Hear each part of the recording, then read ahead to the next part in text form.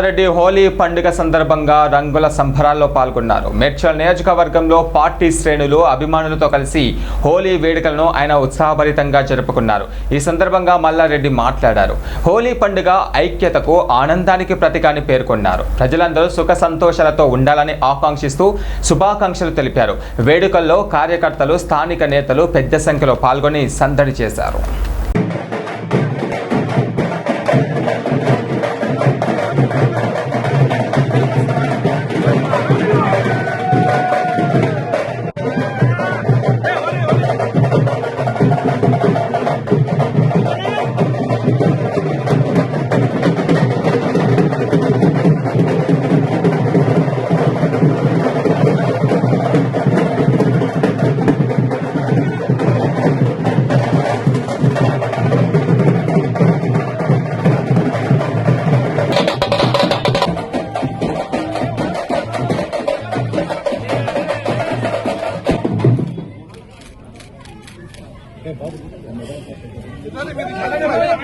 आगे